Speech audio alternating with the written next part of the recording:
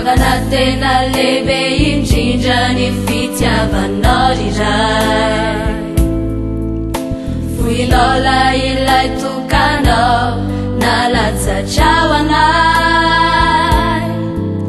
Fa izahay no mbola besiasy tsy mba manofa tao minimany. Salionao zay ho ambany latrao Jesosy Kristy. Ianao fanahy masinao mandapiaro. Sianakely aminay ny asan'ireo fahavalo.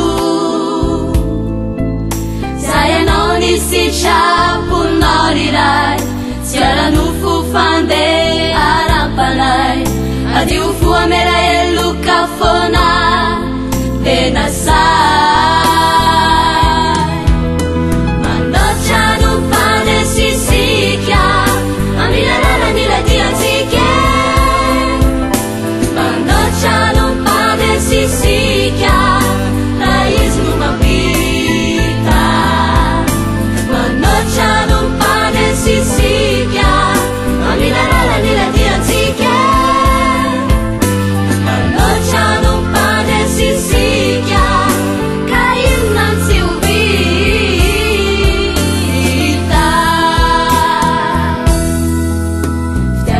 Tena lehibe indrindra ny fitiavanao iray. Foinaola ilay tokanao nalatsatra ho anay. Fa izahay no mbola besiasy tsy mba manofa tao minimany. Salionao zay ho ambany latrao Jesosy Kristy. Manitra o magaga tompo mahery.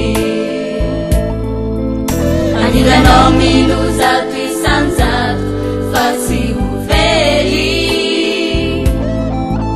Sanakaendry ahay ankato ijorobavolombelonao toko.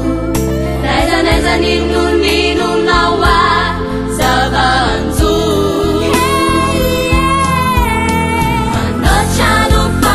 Sisika aminalala nila diantsika.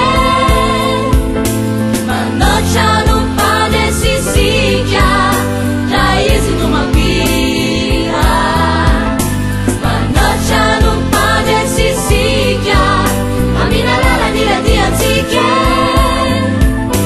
Manotra no fanesisika ka ina tsy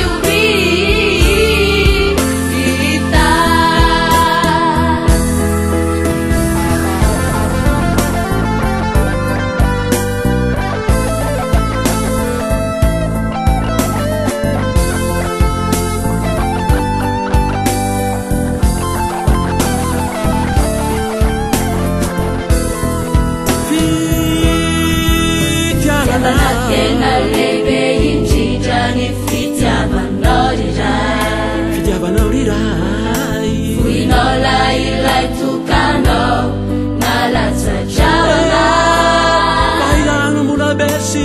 Izahay no mbola besiasy tsy mba manofa tao minimany.